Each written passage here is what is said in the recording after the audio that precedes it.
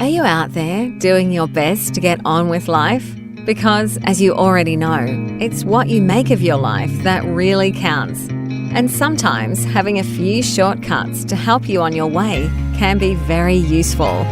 The NLP Matters podcast might just be the toolbox you need to focus your attention, your effort, your drive onto what really does make the difference. Built on the foundation of Neuro-Linguistic programming, the NLP Matters podcast offers proven recipes you can use to create and sustain your life your way.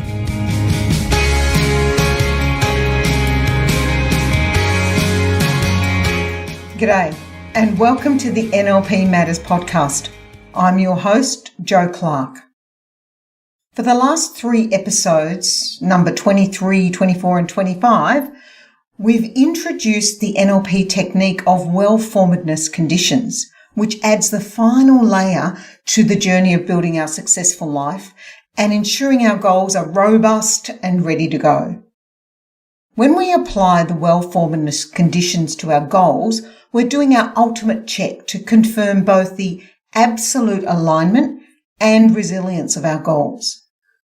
So far, we've looked closely at the first 3 steps in the well-formedness conditions: stating our goal in the positive, having the goal self-initiated and self-maintained, and having a detailed sensory-based description of both the outcome and steps.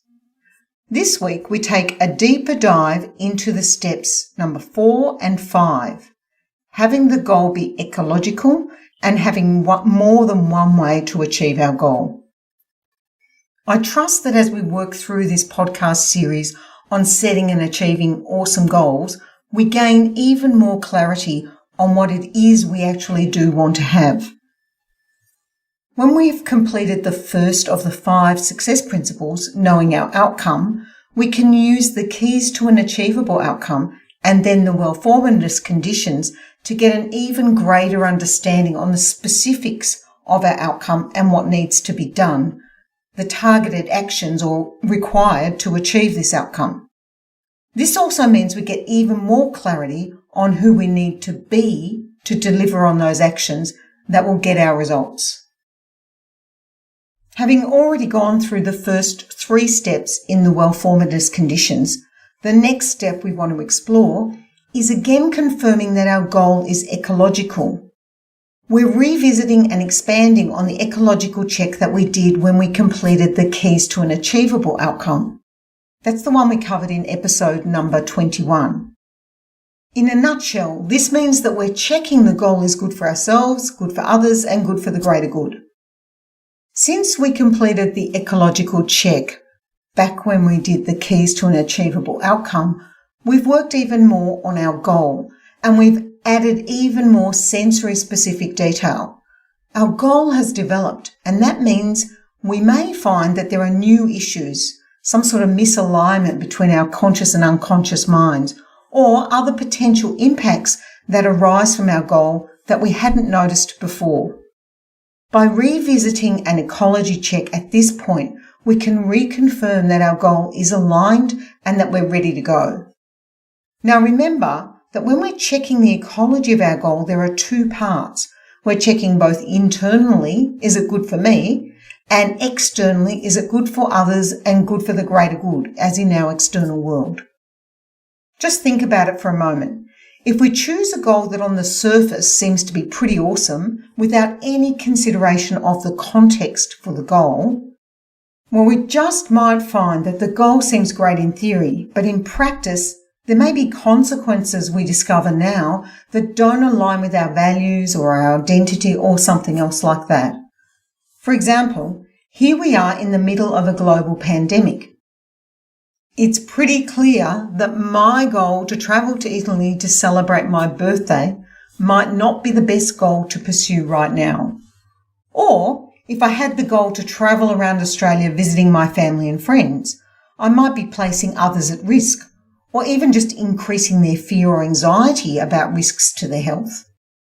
Not to mention the pursuit of this goal would cause significant issues and unique challenges, given that currently in Australia we have state borders closed.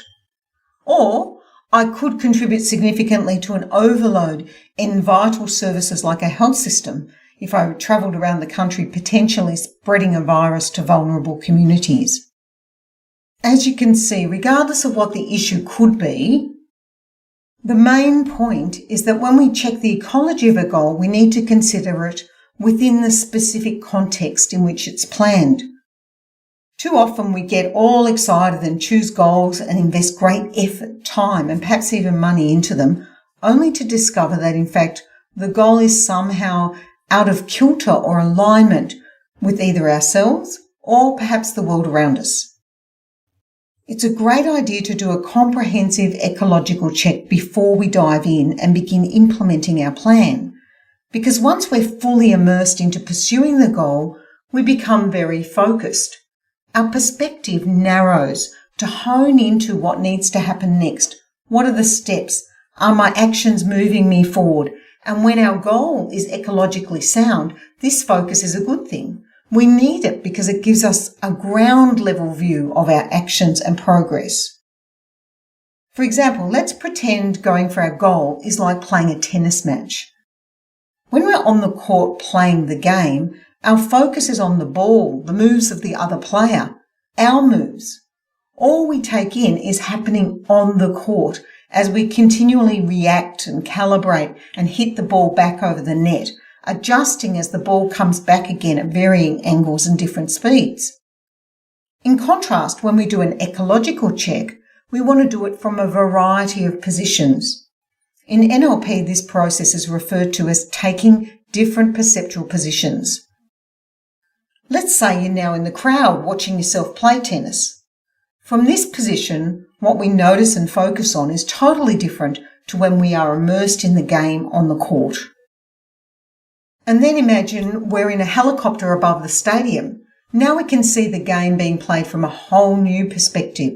We can see the crowd, the stadium, the people outside the stadium, and even the city as a whole. And this perspective will again broaden what we're noticing. It'll be totally different again.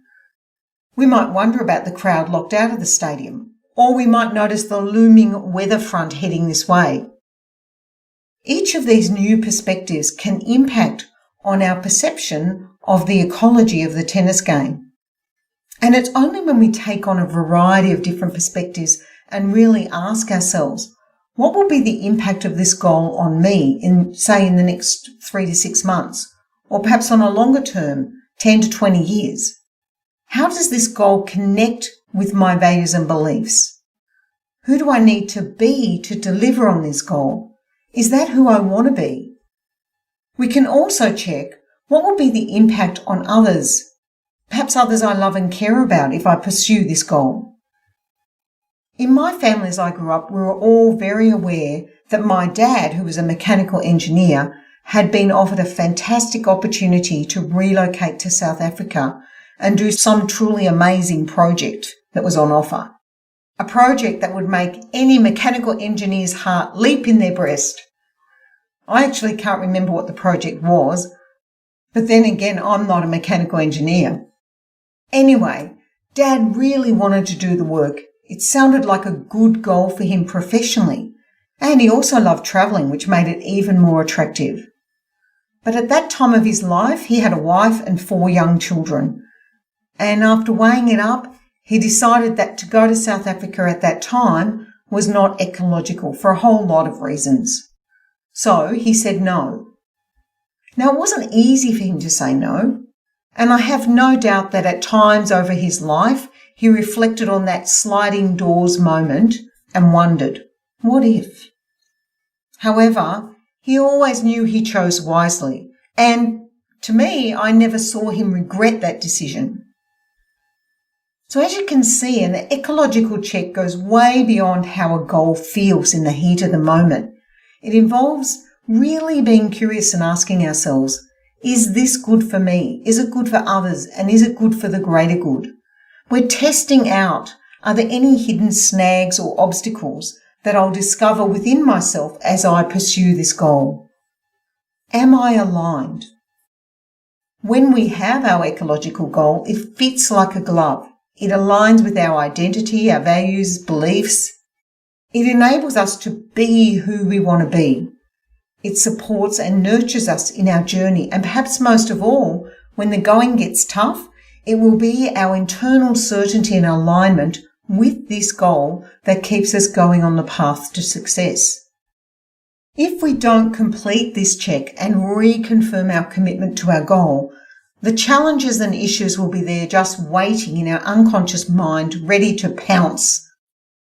The only way to bring these issues into conscious awareness and work on them is to put in the effort and ask ourselves the questions, taking up different perspectives and asking again, so that we pop them out into the open, and then we can consider our actions.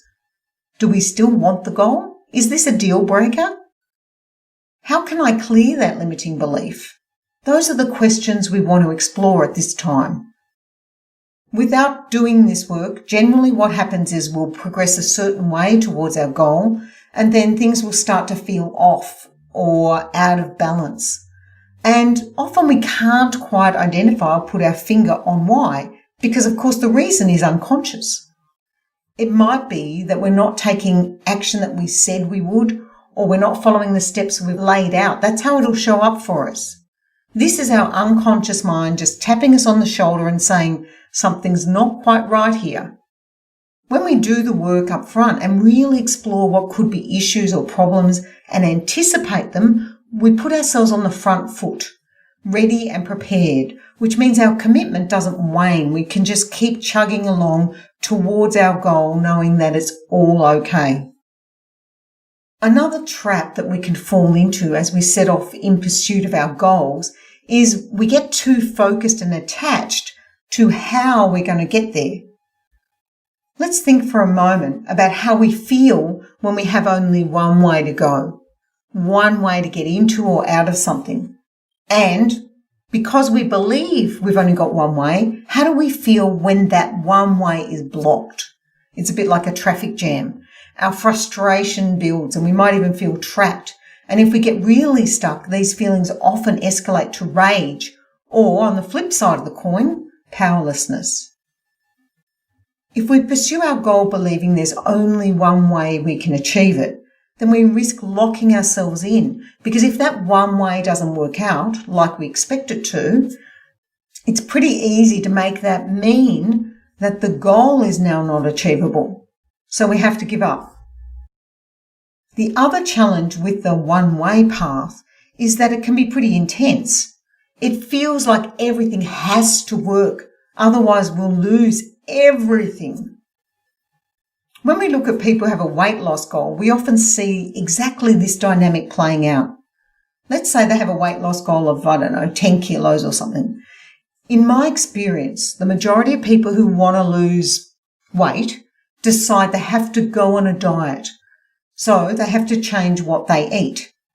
And also in my experience, they usually believe they have to lose it fast. So the diet they believe they have to go on is one that starves them, or one that means they have to give up whole food groups or involves some other behaviour which cannot be sustained for life. In reality, the lose weight fast and take the diet path is only one of the strategies that can be used to shed kilos. In contrast, if we get creative and innovative, then we can discover that there are a lot of different ways to achieve our goal. When working with clients, I'm very keen for them to identify a minimum of 3 different ways that they can achieve their goals. For example, with the 10 kilos goal, another choice is that they could lose the weight by exercising sufficiently to convert stored fat into energy whilst continuing to eat exactly what they currently eat. As we recognise there are lots of ways we can achieve our goal, there's a very significant hidden bonus. Because we know there are lots of ways, and because we're using our creativity to identify those ways, our unconscious mind is now more than ever engaged in working out how to succeed. And with each new option, it seems like achieving the goal itself becomes easier and easier, just like selecting another song from a playlist, or in my day it was a jukebox. There's this sense of freedom. The desperate intensity we felt when we thought there was only one path subsides, and our energy and focus now shifts onto creating possibilities. With my clients, we enjoy playing with the possibilities. 3 options is the minimum, but when we can find 13 different ways, then we really do have choice, and our unconscious mind is generally totally convinced that the goal is really achievable. I mean, look at all the different ways. I can do it this way, or even this way. All the possibilities open up. How about we apply what we've covered to a potential goal? Let's say we have a goal to buy into a business like running a cafe. And this is a goal we're very excited about because we've dreamt about it for some years. More specifically, our goal includes both opening the cafe and, on or before the end of the first 2 years, having earned sufficient income to pay off $100,000 we borrowed to buy into the business. So let's assume that we've written that goal down, it's in the positive, and we're clear that it's self-initiated and maintained. And we've done the sensory specific stuff. We've described what we'll see, hear, feel, all those things are written down in glorious detail. But before we set off on the path to success, we now want to do an internal check that everything about this goal is aligned with our identity, our values, and our beliefs. And we discover we do have a belief story about ourselves that has sometimes been useful to get us out of situations that are a bit demanding, or perhaps just to let us off the hook when we're feeling a bit pressured. And that belief is, I'm a bit lazy. Although up to this point in our life, this belief hasn't really caused us much grief, I can see that keeping this belief now might cause me some challenges over the next 2 years, because owning and running a cafe and being a bit lazy definitely don't sit in alignment with each other. Obviously, keeping that identity belief could very well get in the way of our success. Or alternatively, we might have a couple of young kids and one of our values is that we're committed to having a work-life balance. Can you see how this value might cause some internal conflict that we hadn't seen coming when we were totally immersed in the excitement of choosing the goal? Because when we do our ecology check, we realise that to achieve the goal, we will be spending long hours away from home at work. Not really a good work-life balance, maybe. Or we could have some limiting beliefs around running a business, like I don't have a good brain for business or I'm no good with money. Now, clearly, these are not the beliefs of a successful business owner. The good news is that coming up against any of these issues doesn't mean we have to give up the goal. It just means we might have to do some work to align our identity, values, or beliefs with the goal we've chosen. An internal check is also the time for us to make sure that the goal is one that we've freely chosen for ourselves. It's not one we're choosing to please someone else, or even choosing because we think we should. The next part of the ecology check is external. This means we're going to check on the impact of the goal on our external environment. A good place to start is to check on the people in our immediate sphere of influence, family, friends, colleagues. How are they going to be impacted by the goal? What are the consequences for them? Perhaps we choose a goal and then we discover that the goal has consequences we did not consider. And maybe those consequences are not acceptable to us. So we now realise the goal may no longer be ecological for us. In the example of running the cafe, let's say we had plans to have another child. So the goal, as it is, will have a significant impact on our partner, and we just might want to discuss this impact with them before we jump in. Or we might have a business already that now needs to be sold so we can buy the cafe, and this impacts our current staff. Are we okay with that? Remember, when we come across these bumps in the road, it doesn't necessarily mean we have to abandon our goal, but rather we're considering the consequences of achieving this goal, because in some cases, the consequences may be such that we're not willing to pay the cost. And I think you would agree it's much better to know this up front than to trip over it and get an unpleasant surprise when you do discover it. Similarly, we want to look at our goal and its impact on the broader environment. For example, with the cafe we're about to buy, does the type of food we're selling or the way the cafe operates, does that also align with who we believe we are as a person? Or perhaps the goal was scheduled to occur within a particular context that makes the achievement not ecological for us right now, such as opening a new cafe when there may be restrictions on business and trading as a result of the COVID pandemic. The whole context for the hospitality industry has shifted completely in the past 6 to 8 months. And because under current restrictions in Victoria, we can't even have people come into a cafe to eat, we might decide that right now it's just too difficult to open a new business. Or another option, we could broaden our notion of cafe and ask ourselves, what kinds of cafes are there that I could look at? So now we could include things like a coffee shop, lunch shops, alfresco, student cafes, bakeries, themed coffee specialists, national cuisine-based pop-up cafes, full service or more. We could also reconsider the location of our cafe.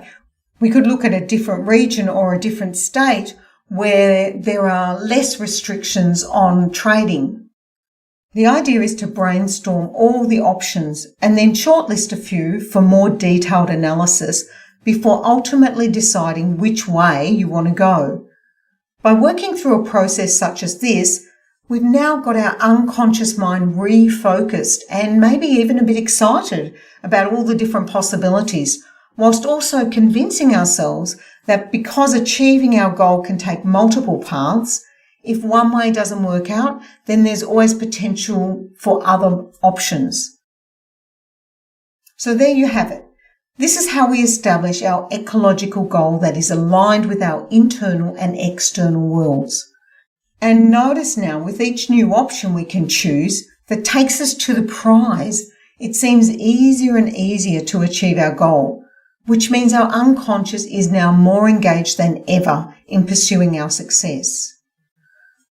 Applying the well-formedness conditions to build that resilience into our goals means that we can be certain that our outcome is so robust and resilient, we can really be unstoppable.